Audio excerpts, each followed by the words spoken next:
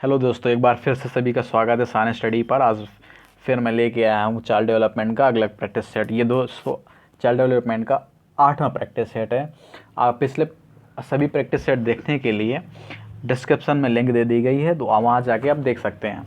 दोस्तों अभी हम लोगों के पास काफ़ी टाइम है, हो सकता है जुलाई में हो या जुलाई में ना हो। सीटेट का एग्ज़ाम हो सकता है कोरोना की वजह से डेट बढ़ जाए फिर से, तो फिर भी हम लोगों तैयारी अपनी बरकरार रखेंगे। आगे ऐसे ही प्रैक्टिस करते रहेंगे। शुरू करते हैं आज का पहला क्वेश्चन कह रहा है कि मानव विकास कुछ विशेष सिद्धांतों पर आधारित है। निम्नलिखित में कौन सा मानव विकास का सिद्धांत नहीं है? ऑप्शन है अनुक्रमिकता, ऑप्शन बी सामान्य से विशिष्ट, ऑप्शन सी प्रतिवर्ती या ऑप्शन डी निरंतरता। तो इसका आंसर हो जाएगा ऑप्शन सी प्रतिवर्ती। जो मानव विकास का सिद्धांत नहीं है तो प्रतिवर्ती है। आगे चलते हैं। कह रहा है क्वेश्चन नंबर दूसरा कह रहा है जीन पियाजे के अनुसार संज्ञानात्मक विकास की यानी बाल विकास की कितनी अवस्थाएं हैं? ऑप्शन ए है 3, ऑप्शन बी 4 अवस्थाएं, ऑप्शन सी 5 अवस्थाएं या ऑप्शन डी 6 अवस्थाएं। दोस्तों आपने सबने पढ़ा ही होगा, जीन पियाजे ने संज्ञानात्मक विकास को 4 चरणों में विभक्त किया है। तो इसका आंसर हो जाएगा ऑप्शन बी 4 अवस्थाएं। दोस्तों इसमें पहली अवस्था होती है संवेदित पेशी अवस्था, जो जन्म से यानी 0 से 2 वर्ष होती है। उसके बाद होती है पूर्व संक्रियात्मक अवस्था, जो 2 से 7 वर्ष होती है। उसके बाद होती है मूर्त संक्रियात्मक अवस्था, जो 7 से 11 वर्ष होती है। उसके बाद होती है अमूर्त संक्रियात्मक अवस्था, जो होती है 11 से 15। इसको अमूर्त संक्रियात्मक अवस्था को औपचारिक संक्रियात्मक अवस्था भी बोलते हैं। यहाँ से अगर एक क्वेश्चन आ जाए कि जीन पियाजे ने कौन सा सिद्धांत दिया, तो जीन पियाजे ने संज्ञानात्मक विकास का सिद्धांत दिया। दूसरा है, अगला क्वेश्चन चलते हैं क्वेश्चन नंबर 3 पे। शिक्षा मनुष्य में अंतर्निहित क्षमता का परिपूर्णता में विकास करते हैं। ये कथन किसका है? ऑप्शन ए है Swami Vivekananda, option B Skinner, option D Pestalozzi या ऑप्शन डी रविन्द्रनाथ टैगोर। तो इसका आंसर है ऑप्शन ए स्वामी विवेकानंद। विवेकानंद ने ही कहा था शिक्षा मनुष्य में अंतर्निहित क्षमता का परिपूर्णता में विकास करते हैं। आगे चलते हैं क्वेश्चन नंबर 4 पे। क्वेश्चन नंबर 4 कह रहा है कि विग व हट के अनुसार कौन सी अवस्था की विशेषताओं को सर्वोत्तम रूप से व्यक्त करने वाला एक शब्द परिवर्तन? कौन सा शब्द? परिवर्तन। परिवर्तन शारीरिक, सामाजिक और मनोवैज्ञानिक होता है। इसमें देखते हैं ऑप्शन क्या है। पहला ऑप्शन कह रहा है कि शैशवावस्था, दूसरा कह रहा है बाल्यावस्था, तीसरा किशोर अवस्था या पौर्णावस्था। तो इसका सही आंसर है ऑप्शन सी किशोर अवस्था। बिग हार्ट के अनुसार जो परिवर्तन शब्द है वो किशोर अवस्था में। आगे चलते हैं क्वेश्चन नंबर 5 कह रहा है कि एक बालक जिसकी बुद्धि लब्धि 105 है वर्गीकृत किया जाएगा। ऑप्शन ए श्रेष्ठ बुद्धि में, ऑप्शन बी सामान्य से अधिक बुद्धि या ऑप्शन सी बुद्धि सामान्य बुद्धि या ऑप्शन डी मंद बुद्धि। तो इसका सही आंसर है ऑप्शन सी सामान्य बुद्धि। आगे चलते हैं क्वेश्चन नंबर 6। लॉरेंस कोहलबर्ग विकास के क्षेत्र में शोध के लिए जाने जाते हैं।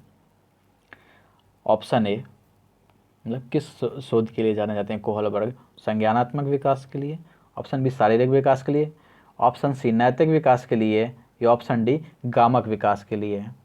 तो इसका आंसर है ऑप्शन सी कोहलर नैतिक विकास के क्षेत्र में शोध के लिए जाने जाते हैं। आगे चलते हैं क्वेश्चन नंबर 7 कह रहा है सामाजिक आर्थिक मुद्दों में जूझ रहे उन बच्चों को जिनकी प्रतिभा प्रभावित हो सकती है को सहायता करता है। स्वाधिगम मॉडल, विभेदित निर्देश या पाठचर्या का विस्तार या डी संज्ञानात्मक वर्गीकरण। तो इसका सही आंसर है ऑप्शन ए स्वाधिगम मॉडल। आगे चलते हैं क्वेश्चन नंबर 8। क्वेश्चन नंबर 8 कह रहा है कि एक कक्षा में व्यक्तिगत भिन्नताओं के क्षेत्र हो सकते हैं। ऑप्शन ए रुचियों के, ऑप्शन बी सीखने के, ऑप्शन सी चरित्र के या ऑप्शन डी ये सभी। तो इसका सही आंसर हो जाएगा, देखो अगर देखें व्यक्तिगत भिन्नता, लोगों की रुचियां भी अलग अलग होती हैं, उनमें जो सीखने का जो वो गुण होता है वो भी अलग अलग होता है, सबके जो कैरेक्टर है चरित्र भी सबके अलग अलग होते हैं। तो इसका सही आंसर हो जाएगा ऑप्शन डी, सभी। आगे चलते हैं क्वेश्चन नंबर 9 पे। 9 कह रहा है कि जीन पियाजे के अनुसार बच्चा अमूर्त स्तर पर चिंतन, बौद्धिक क्रियाएं और समस्या समाधान किस अवस्था में करने लगता है। ऑप्शन ए पूर्व संक्रियात्मक अवस्था, ऑप्शन बी मूर्त संक्रियात्मक अवस्था, ऑप्शन सी औपचारिक संक्रियात्मक अवस्था या ऑप्शन डी संवेदी पेशी अवस्था। तो इसका सही आंसर है ऑप्शन सी औपचारिक संक्रियात्मक अवस्था। मतलब बच्चा अमूर्त स्तर पर चिंतन, बौद्धिक क्रियाएं, समस्या का समाधान आदि औपचारिक संक्रियात्मक अवस्था में करने लगता है।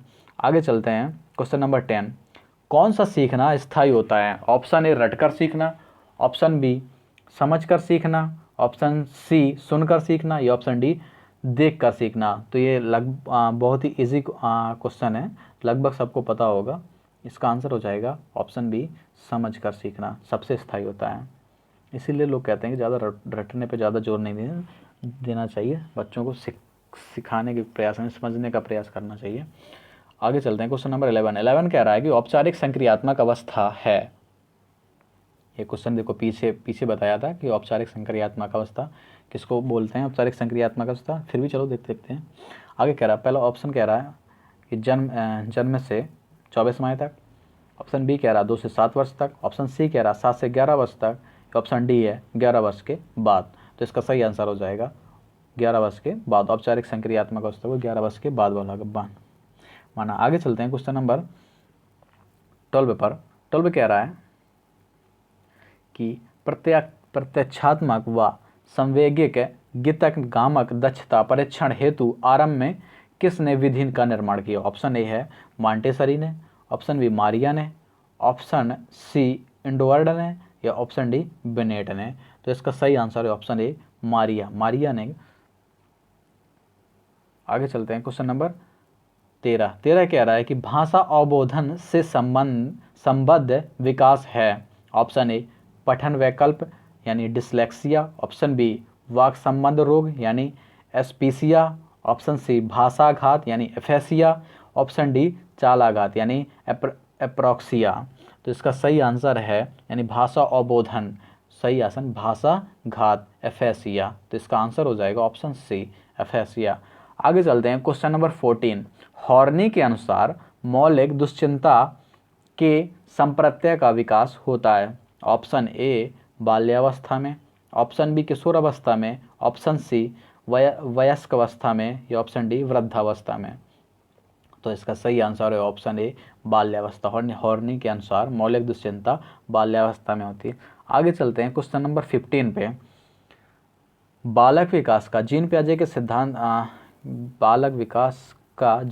के सिद्धांत का आधार है। ऑप्शन ए मनोविश्लेषण, ऑप्शन नैतिक, ऑप्शन सी मनोसामाजिक या ऑप्शन डी संज्ञानात्मक। तो इसका सही आंसर है ऑप्शन डी संज्ञानात्मक। जीन पियाजे संज्ञानात्मक यानी कॉग्निटिव थ्योरी से संबंधित हैं। दोस्तों अगर वीडियो अच्छे लग रहे हैं तो लाइक करिए, शेयर करिए अपने दोस्तों में और चैनल को सब्सक्राइब कर लीजिए। आगे चलते हैं क्वेश्चन नंबर 16 कह रहा है कि जीव में विकास तथा वर्धन का पूरा होना परिपक्वता कहलाता है। परिभाषित किया है, मतलब किसने परिभाषित किया है। ऑप्शन ए थॉर्नडाइक ने, ऑप्शन बी सॉर्टेन ने, ऑप्शन सी हल ने या ऑप्शन डी शेयरमैन ने। तो इसका सही आंसर है ऑप्शन बी, जो ये परिभाषा दी है तो सॉर्टेन ने दी है।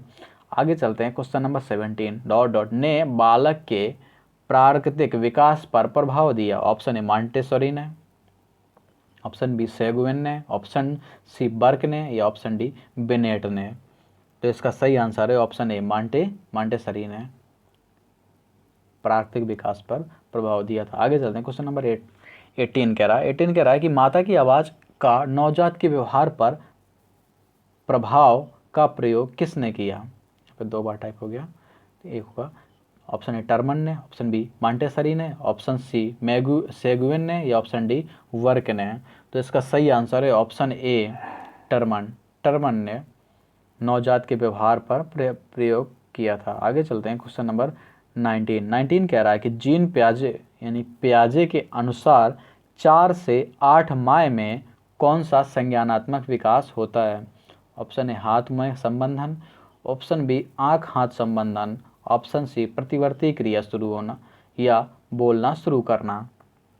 तो इसका सही आंसर है ऑप्शन ए हाथ मुंह संबंधन। 4 से 8 माह में हाथ में संबंधन होता है। आगे चलते हैं क्वेश्चन नंबर 20 पे। 20 कह रहा है प्राथमिक आवश्यकताओं को डॉट डॉट किस अवस्था के नाम से भी जाना जाता है? ऑप्शन ए मनोवैज्ञानिक, ऑप्शन बी दैहिक, ऑप्शन सी सामाजिक या ऑप्शन डी मनोसामाजिक। तो इसका सही आंसर है ऑप्शन बी दैहिक अवस्था। जो प्राथमिक अवस्थाएं होती हैं उन्हें दैहिक अवस्थाएं के नाम से जाना जाता है। आगे चलते हैं क्वेश्चन नंबर 21। क्वेश्चन नंबर 21 कह रहा है कि बाल अध्ययन के पिता किसे कहा जाता है? ऑप्शन ए स्टेने हॉल को, ऑप्शन बी प्रियर को, ऑप्शन सी स्यून को या ऑप्शन डी वॉटसन को। तो इसका सही आंसर है option A Stanley Hall. Stanley Hall को ही बाल अध्ययन का पिता कहा जाता है। आगे चलते हैं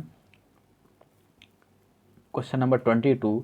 कौन से सिद्धांत में बाल्यकाल के अनुभव के विकासात्मक आयाम पर बल दिया गया है? ऑप्शन ए व्यवहारवाद, ऑप्शन बी प्रकारवाद, ऑप्शन सी मनोविश्लेषणवाद या ऑप्शन डी रचनावाद। तो इसका सही आंसर है ऑप्शन सी मनोविश्लेषणवाद। आगे चलते हैं क्वेश्चन नंबर 23 पे। 23 कह रहा है नवजात के स्वास्थ्य को जांचने के लिए प्रयोग में ली जाने वाली मापनी यानी स्केल है TAT, option B APGARS scale, option C WISC scale या ऑप्शन डी TTCT। तो इसका सही आंसर है ऑप्शन सी WISC स्केल। आगे चलते हैं क्वेश्चन नंबर 24 पे। 24 कह रहा है कि जीन पियाजे के अनुसार एक 8 वर्ष का बालक कर सकता है? ऑप्शन ए संरचनात्मक समस्याएं सीखना, ऑप्शन बी अमूर्त नियम निर्मित कर समस्या हल करना, ऑप्शन सी समस्या पर परिकल्पनात्मक रूप से सोचना, ऑप्शन डी उच्च स्तरीय समस्या का हल करना। तो इसका आंसर है ऑप्शन ए संरचनात्मक समस्याएं सीखना। 8 वर्ष का बालक। आगे चलते हैं क्वेश्चन नंबर 25 कहता है कि शरीर के शीर्ष भाग से प्रारंभ होकर नीचे की दिशा में होने वाली शारीरिक वृद्धि को जाना जाता है। ऑप्शन ए सिर पदाभिमुख अनुक्रम, ऑप्शन बी केंद्र अपसारी अनुक्रम, ऑप्शन सी उच्चतम अनुक्रम या ऑप्शन डी अनुक्रम न्यूनतम अनुक्रम। तो इसका आंसर तो ऑप्शन सी पता चल रहा है भाषा से। तो इसका आंसर हो जाएगा ऑप्शन ए सिर पदाभिमुख अनुक्रम यानी अपाद मस्तक। आगे चलते हैं क्वेश्चन नंबर 26। कौन सी विधि उपागम में सामान्य प्रयोजों का मापन उनके विकास की विभिन्न अवस्थाओं पर लिया जाता है? ऑप्शन ए जीवन लेखन विधि, ऑप्शन बी समकालीन अध्ययन विधि, ऑप्शन सी दीर्घकालीन अध्ययन विधि या ऑप्शन डी समाजमिति। तो इसका सही आंसर है ऑप्शन सी दीर्घकालीन अध्ययन विधि। दोस्तों आगे चलते हैं क्वेश्चन नंबर 27 पे। 27 कह रहा है पियाजे के सिद्धांत के अनुसार कौन सी अवस्था में बच्चों में उस चिंतन का विकास होना है अनुक्रमणीयता होती है? ऑप्शन ए संवेदी प्रेरक, ऑप्शन बी प्राक संक्रियात्मक, ऑप्शन सी मूर्त संक्रियात्मक, ऑप्शन डी औपचारिक संक्रियात्मक। तो इसका सही आंसर है ऑप्शन बी प्राक संक्रियात्मक। दोस्तों हम लोग ऐसे ही अगले प्रैक्टिस सेट आपके सामने लेते आते रहेंगे। अगर और भी दूसरे सब्जेक्टों का चाहिए तो वो भी लाते रहेंगे। दोस्तों ऐसे अभी काफ़ी समय अगर ऐसे ही तैयारी करते रहेंगे तो अगला आने वाला जो CTET है वो बड़े आराम से निकल जाएगा। बस एक चीज़ है कि आपको रेगुलर क्लास देखनी पड़ेगी और रेगुलर अटेंड करनी पड़ेगी। आगे चलते हैं। चलो क्वेश्चन नंबर 28 कह रहा है कि निम्न में किसने बच्चों में वस्तु स्थिरता के विकास को समझने में सहायता की? ऑप्शन ए पियाजे ने, ऑप्शन बी फर्स्टंगर ने, ऑप्शन सी एरिक्सन ने या ऑप्शन डी बेलॉक ने। तो इसका सही आंसर है ऑप्शन ए पियाजे ने। आगे चलते हैं क्वेश्चन नंबर 29 कह रहा है निर्जीव वस्तुओं का सजीव गुण देने वाली प्रकृति का पियाजे ने नाम दिया है? ऑप्शन ए कल्पना, ऑप्शन बी केंद्रीकरण, ऑप्शन सी सजीव चिंतन, या ऑप्शन डी वस्तु स्तर। तो इसका सही आंसर है ऑप्शन सी सजीव चिंतन। पियाजे ने सजीव चिंतन नाम दिया था। दोस्तों ये आज का लास्ट क्वेश्चन, आज का प्रैक्टिस सेट का लास्ट क्वेश्चन कह रहा है कि बालक का सर्वाधिक उचित काल कौन सा होता है जब वे विस्फोट और तनाव, और होगा यहाँ पे विस्फोट और तनाव में होते हैं। ऑप्शन ए किशोरावस्था, ऑप्शन बी बाल्यावस्था, ऑप्शन सी शैशवावस्था, या ऑप्शन डी प्रौढ़ावस्था। तो इसका सही आंसर है ऑप्शन ए किशोरावस्था। किशोरावस्था को ही बड़े तनाव और तूफान की अवस्था कही है। किसने कहा है कि स्टैनले हॉल ने। स्टैनले हॉल ने इनको इन्होंने एक बुक भी लिखी थी, एडोलसेंस नामक बुक भी लिखी थी। दोस्तों उम्मीद है आपको क्वेश्चन पसंद आए होंगे। अगर पसंद आए हैं तो लाइक करिए, अपने दोस्तों में शेयर करिए और चैनल को सब्सक्राइब कर लीजिए। दोस्तों हम ऐसे ही आपके सामने लाते रहेंगे धीरे धीरे करके सभी प्रैक्टिस सेट। Thank you.